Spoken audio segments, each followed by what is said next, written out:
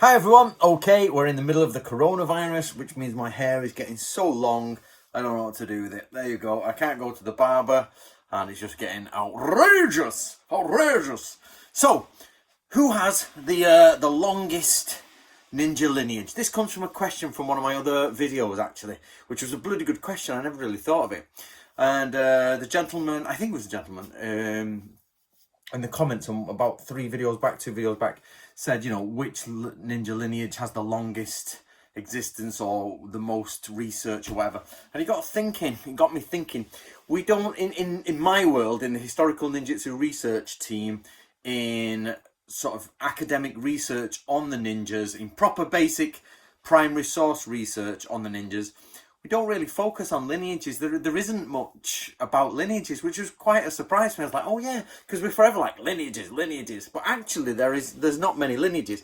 The reason for this is because the place we are getting the ninja information from is actually the scrolls. So you pull out the Bansen Shukai.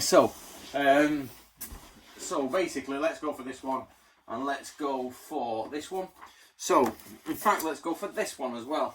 You can all have a good time looking at my books. So,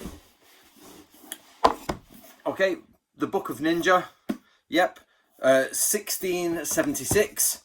No lineage. Just signed Fujibayashi Yasutake, Koshi, or Goshi, well, it's Koshi, which basically means a warrior from an old warrior family. So, half samurai. I've discussed this half samurai term before. So, somebody asked me again. I'm going to answer two ones here, two questions. So we'll go back to that at the end if I remember. So the Koshi question, the half samurai.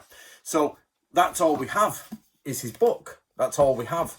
You know, little bits of scraps of information around it. We know who transcribed it. We know there are different lineages of the book, meaning that the book has been transcribed many times. But his lineage of school, no idea, not really. Chikamatsu Shigenori, the Iga and Koka ninja skills, again, 1780s is the end, early 1700s and later 1700s, sorry, is basically transcriptions of these. And again, we don't have a lineage, but there should be a lineage for both. Book of Ninja should have a lineage, and Iga and Koka ninja skills should have a lineage, because one is run by Fujibayashi Yasutake and one is run by Chikamatsu Shigenori. We don't know the name of one. Probably Fujibayashi Ryu is a guess, but we don't actually know. But this one, Iga and Koka ninja skills, is actually called Zen Ryu, meaning everything, the school of all aspects. But we don't have their lineage charts. But we do know he comes from Kimura, so that's only like a lineage of two people, Kimura, Chikamatsu, Shigenori. Two people. It's not a very long lineage, is it? Because we're not focusing on the lineages, we're focusing on the books themselves. Now, the only one we do know is this is the Lost Samurai School, Secrets of Musashi Ryu. This one has the Mizukagami scroll in it, and we know the lineage for that from 1600 all the way to today, because it still exists, but it lost the ninjutsu. So we have the lineage from 1600 and 50-ish all the way to today, and we don't, that's it, the ninjutsu has been lost somewhere along the lines. And I've even got the family lineage, so that one's got almost a 400-year-old lineage, 360-year-old lineage, say, roughly, and somewhere along the line the ninjutsu fell off. So how long was that lineage? So to answer the question, we don't know who has the longest ninja lineage, because we only have the actual books left to us. We don't have like, oh, this man started here and it finished here and we have this ninjutsu. Now, Otaki Sensei from Katori Shinto Ryu possibly has one of the longest lineages with some ninja information, but he himself is the first to admit it's not a ninja school. They simply have some defense techniques against thieves and infiltrators. So it's not even ninjutsu, it's sort of defending against ninjutsu or understanding ninjutsu so you don't get attacked. So they have a lineage, but not really a ninja school. Musashi Ryu has the longest lineage recorded, but we don't have it. Again, Natori Ryu has almost the same, if not the same, as Musashi Ryu. So hold on a minute. So for those who are still with me in the video, stay there. I shall be back presently. And is this one. this is the Book of Samurai, Samurai Arms, Armor, and the Tactics of Warfare, the Collected Scrolls of Nato-Ryu.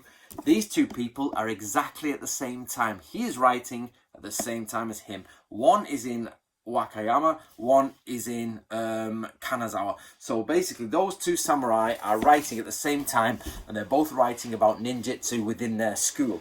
Both of them have lineages that go right the way up, at least to the Edo period. Now we know the last master of Nato-Ryu in the end of the Edo period, 1868-ish, is still doing his ninja stuff. They've still got it all going. And we assume the Muboshi Ryu one is, but the ninjutsu gets dropped possibly in the 20th century from Muboshi Ryu, and Nato-Ryu closes down. So roughly they are neck and neck for who has the longest lineage of ninjutsu. The problem with this is it doesn't actually mean the truth. We don't actually know, because we haven't searched lineages. They're of little or no interest. It's like, here's a list of 100 names, okay, well not 100, but here's a list of 20 names, say, and they all did ninjutsu. It doesn't really help you with understanding ninjutsu. So we know those schools existed. So let me try and put it in a visual way for you. We have an overall picture, a graph of the schools, and we know this school started here. This school started here. We know it continues to here, but we don't quite have all the names together. Or this one, we have all the names, I'm not sure. And they actually have ninjutsu in them. But what we're focusing on is just boom, Bansen Shukai, boom, Shoninki, the Yokan series by Chikamatsu, boom. And we get this idea of what ninjutsu is. So actually, there are very few, or there is little research on the history or lineages of the ninja, if you like. I know everybody's going to try and jump to Masaki Hatsumi, but we're only going with historical sources here. We're talking only about history. So, and theirs, of course, as we've discussed many, many times before, is a claimant and has no history beyond the middle of the 20th century. So he would win if it was true, but of course, you need to go back beyond 1960s, 1950s to even start getting to pre-World War II before you're not even in samurai times. So that wouldn't work. So the question is who has the longest lineage of ninjutsu? The truth is, we don't really know, but it doesn't really matter because it doesn't change anything. It's all the same. We know there was samurai in the Sengoku period passing down ninja lineages, and that eventually they all faded away into nothing, and none of them were left practicing today. None of them, except with the exception of Katori Shinto-ryu, has a half an hour's lecture of teachings on the ways of the ninja. Nothing like, it's not a real ninja curriculum, but that claims to be unbroken, and I don't see why it wouldn't be there. Now the second one was half samurai. Somebody asked me, what is half samurai? Is it a term I made up?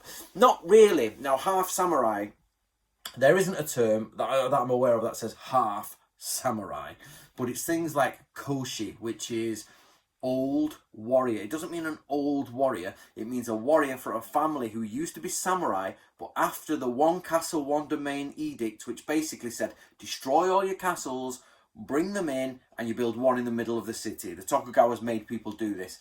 I think it was the Tokugawas.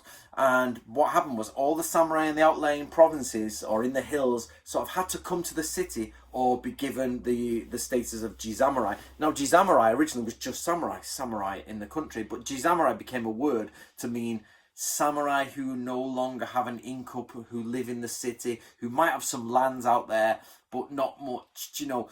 Basically, you had to move to the city or lose your lands there, or lose your sort of major status. So you become a bumpkin samurai and not classed as a true samurai. Some of these were from Iga, which were koshi. Remember, Iga was annihilated by Nobunaga. Nobunaga came in and murdered everyone. So, but then the samurai are like, hey, we're samurai families.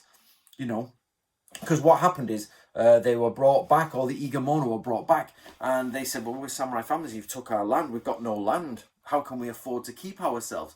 So they had to turn to farming, and then they were basically called koshi, old samurai from old samurai families. They could wear two swords, they could wear hakama, they could look exactly like samurai, walk around like samurai with the privileges of a samurai, but they didn't have an income. It's like a military officer being an officer but retired, allowed to wear his uniform but having no pay. So he's got to go get a job unless he's got a retirement plan. So it's like you've got an officer here who's getting paid, I don't know, $50,000-$60,000 a year. I don't know what their wages are there at the minute.